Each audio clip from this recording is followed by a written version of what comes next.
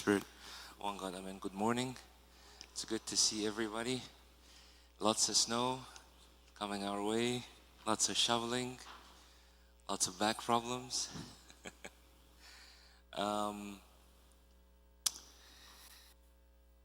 Who remembers which gospel we read yesterday in the Vespers?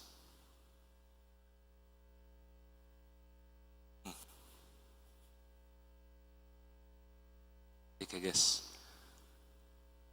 Which gospels we read from today? John. So in Matins we read from Gospel according to St. John, and in the Gospel we read also according to St. John. And yesterday in the we read from St. John, particularly chapter 5, the first 18 verses. No, Nicodemus was this morning. So it was about the man who had an infirmity for 38 years. We all remember what happened, that this man had an infirmity for 38 years, and that seems like it's a very long time, and it is a very long time. And does anybody remember what Christ asked him at the beginning? Do you want to be made well, right? And what was his answer? I have nobody to put me into the pool. So there was a question and there was an answer, but do you think the answer was related to the question? No. Because was only on the pool. He just wanted to get into the pool. And often enough when we're hit with an infirmity for quite a long time, our focus kind of changes, and we're just fixated on something. We think that this is the only way that's gonna get us better, and we just focus on that way and that way only, and we don't search for any other means. And being part of the church provides for us so many means to come to Christ. And this man was with an infirmity for 38 years, and now he had the best opportunity where he is sitting right in front of Christ, and Christ is talking to him, and he's telling him, do you want to be made well? And he says, nobody wants to get me into the pool. So what do you think happened here? What's happening? Who's he blaming? He's blaming somebody else, right? Thank you. He's blaming somebody. So there's like a blame shifting, or the shifting of the blame to somebody else. And we all want to hear this, get up, pick up your bed and walk. We all want to hear this. Or we want to be made well somehow.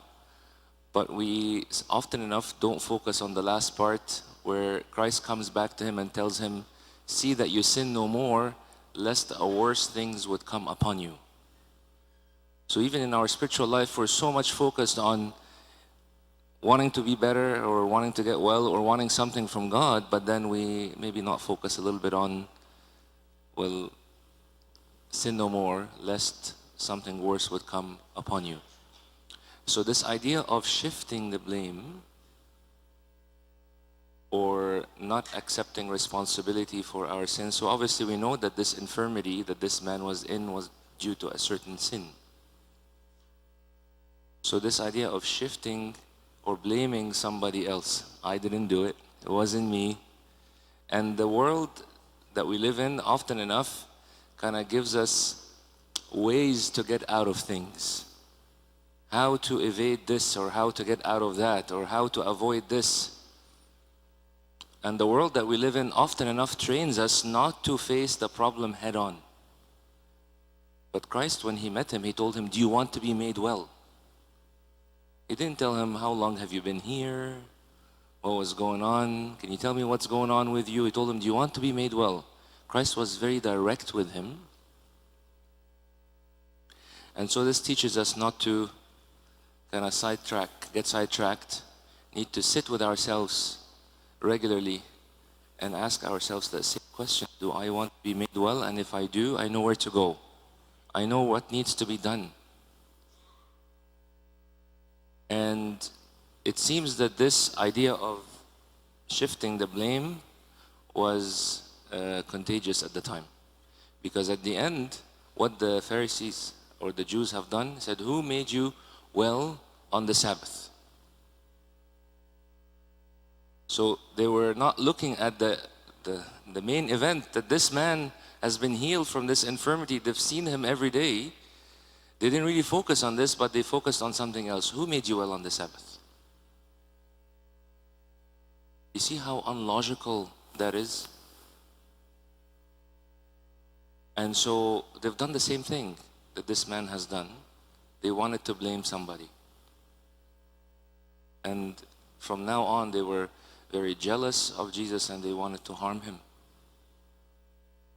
So I guess this is one thing that we got to look at, is avoid to shift the blame on somebody else, and kind of look within ourselves and be honest with ourselves and try to be better.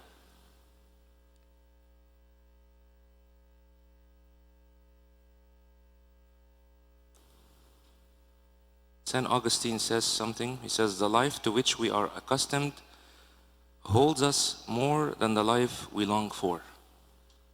The life to which we are accustomed holds us more than the life we long for. This man has lived basically at the pool for 38 years. This is what he's accustomed to. And this has got to be a wake-up call for us.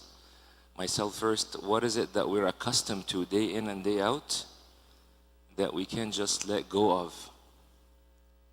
When we go and sit for a confession session with our Father of confession, what are we accustomed to?